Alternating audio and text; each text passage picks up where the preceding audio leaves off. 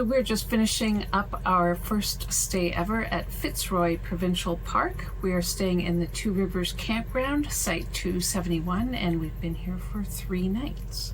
The weather on this trip has been a mixed bag. We've had quite a few thunderstorms. We did have one really nice, sunny, warm day. Even though this is a smallish park, they do offer rentals, canoes, kayaks, and paddleboards. They are rented from the park store, which is actually walking distance from our campsite. If you rent a canoe, it's going to be from the Day Use Beach, which is actually on the Ottawa River. It's a nice quiet part of the river. You can paddle around in there, but if you get too far, you're getting right out into the main part of the Ottawa River, and there's quite a current. You could conceivably also paddle up to the Carp River, which is the other river of the Two Rivers campground. But it has a good, strong flow. Yeah.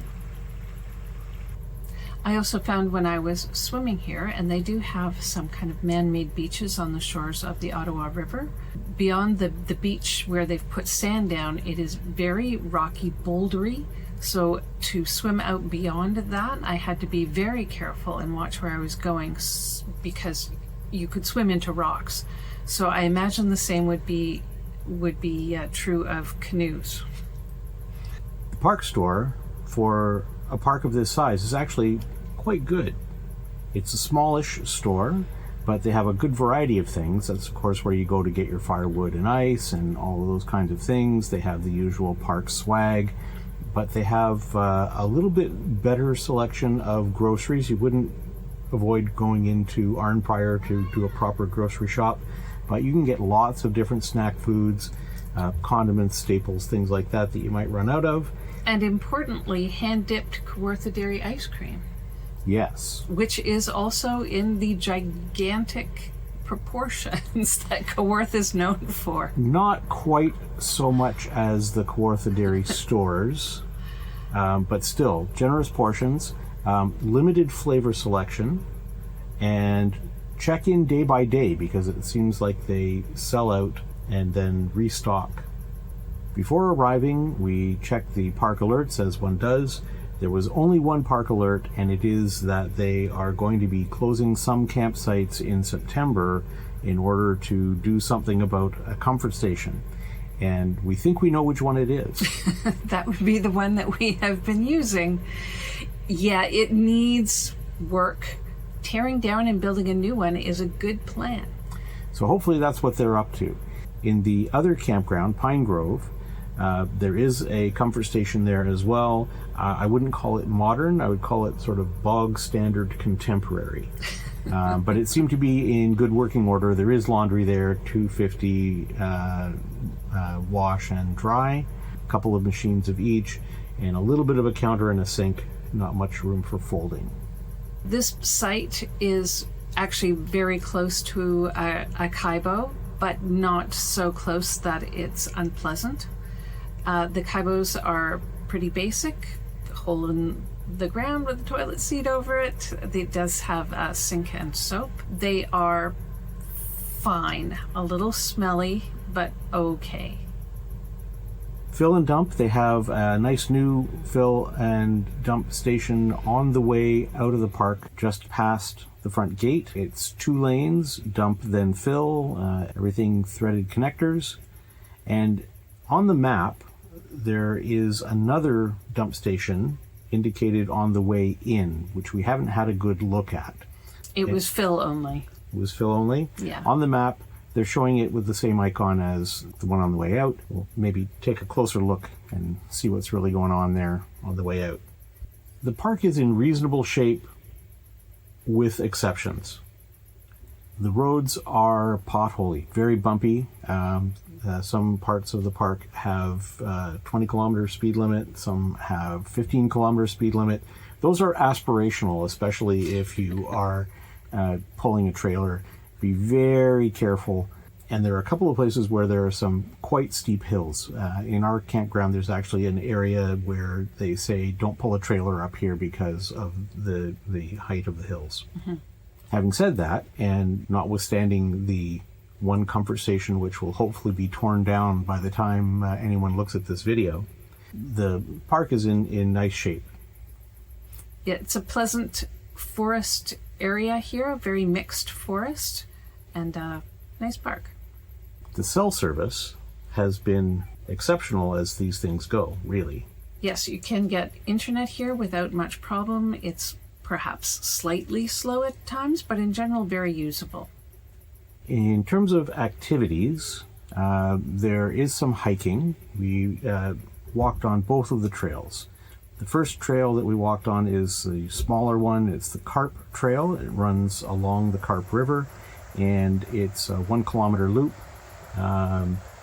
We actually walked to the trail and then walked the trail and walked back because it's just a wee bit of a trail. And it's nice because a lot of it is along the river, which is always pretty. And beautiful stroll in the woods.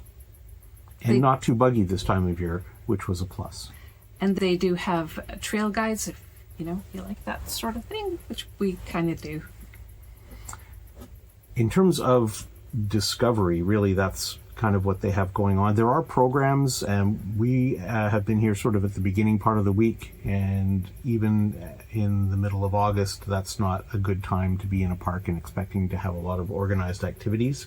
But the organized activities kind of seem to run Thursday to Sunday. Right. So we will be missing all of them. The other trail is a 2 kilometer loop. It's called the Terraces Trail, and that is a lovely stroll in the woods. Both of the trails are the sort of trail I like. Nice stroll through the woods. Mm-hmm. They're pretty well marked, and I wouldn't call them groomed, but they were prepared. Not too mucky, which was a pleasant surprise given that when we arrived it was raining and the ground seemed a little muddy in spots. There are certainly places where you have to be careful about puddles and things when you're walking around. Yes. The Terraces Trail boasts a lookout, which is... I was afraid that we would have to climb some huge thing to get to the lookout, but no. Once you get to the kind of the top of the trail, there you are at the lookout, and it's fine. What's interesting about it is it's a lookout over a hydro transmission corridor.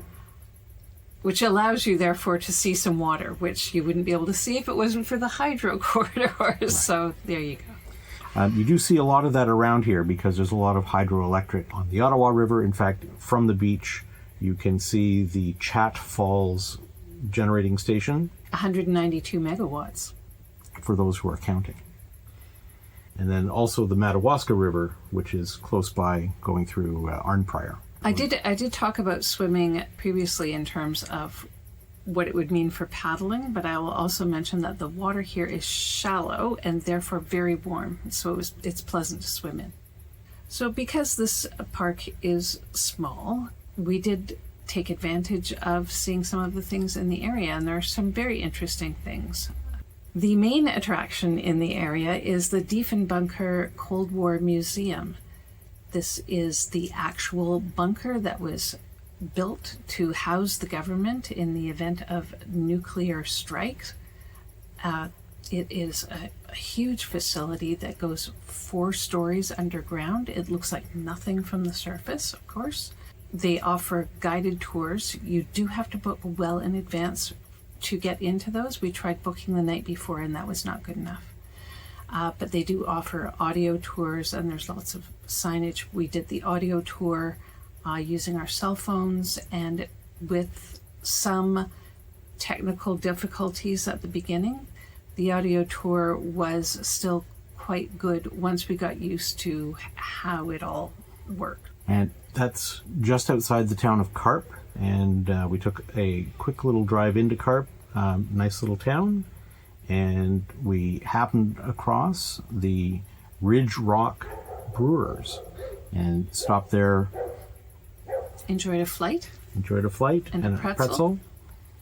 And the flight was good. The pretzel was good. Something that we didn't stop in Carp is the Kin Vineyards Winery.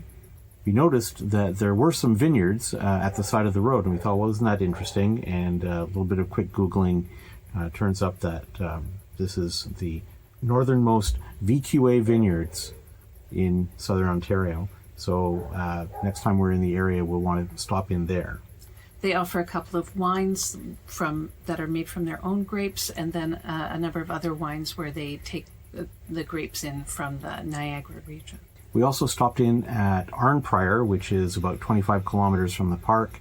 Nice short drive, easy to get to. Good sized town. Anything that you would need there in terms of groceries or other kinds of supplies readily available there. We did stop in at another brewery there, the Cold Bear Brewery, and we tried some things out there, also nice. And there were other things that we could have done in the area that we didn't get a chance to do. So they have a very interesting looking museum right in the middle of the old part of town, and there is a conservation area there with some trails. There was a cidery kind of in between the park and Arnprior that is very highly rated, so that would be something to try out. And there's a number of breweries in the area. Just because we spent several minutes trying to get fuzzy pictures of it, we'll also mention that while we were checking out the day use area, there was a deer that had come out of the forest and was looking at, what grass had less goose poop on it and was good for eating. That was definitely the most exciting wildlife sighting that we had. It's otherwise been birds and chipmunks. When we were walking on the Terraces Trail, there were lots of little frogs or toads or lizards or chameleons or whatever they might have been, things scurrying on the trail that we were scaring away as we would go. Yes, thus I didn't see them because I was walking behind him. So Fitzroy is a good long way from home. We are violating the 345 rule slightly in terms of getting here in one long haul. So it was close to 6 hours of driving, including getting across the city. But the stop at Odessa en route has a very nice picnic area, so that's a good place to stop. That works not only as a gas stop, but it's a convenient spot as well to have some lunch. In our campground, a lot of the service sites are actually pull-through, and it's very much the kind of thing that you see in a lot of provincial parks where they have pull-through sites. It's sort of KOA with a few big trees thrown in. And that is what our site faces. So we're across the road from where that pull-through site area is. There are campsites behind us, but they're quite a ways through the forest. So looking out the back of our site is a nice forested view. Seems like good privacy. Looking, the other direction. Any of the other directions. In any of the other directions, it is bustling with tents and people. And we should mention also, it seems like there's a lot of traffic on the roads in this park. People are coming and going all the time, much more so than in a lot of other parks.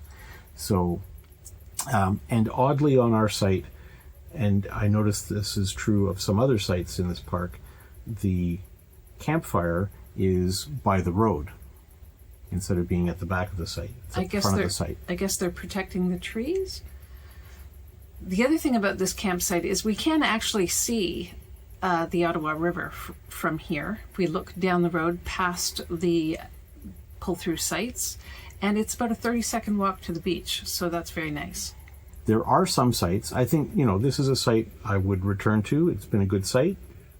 Some of the sites you have to be a little bit careful. They can be a little bit muddy, we've seen when there's been rain.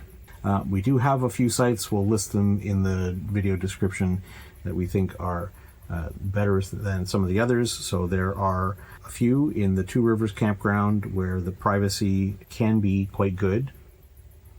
Not obviously in the pull-through area, but in some of the other service sites that are on loops. And there are some nice sites also in the Pine Grove campground, although I would say they are not notable for their privacy. Yeah, but I would say none of the sites at Fitzroy are spectacular on the scale of all provincial parks. So, but there's some decent sites. To be sure. So overall, it's a nice park for a pleasant stay, possibly a shortish stay. It's a great home base for doing things in the Ottawa area. We're about an hour west of Ottawa, And so anything that you want to do, Arnprior, Carp, Ottawa, this is a nice little home base for it. So there you go. There is our trip to Fitzroy Provincial Park, August 2026.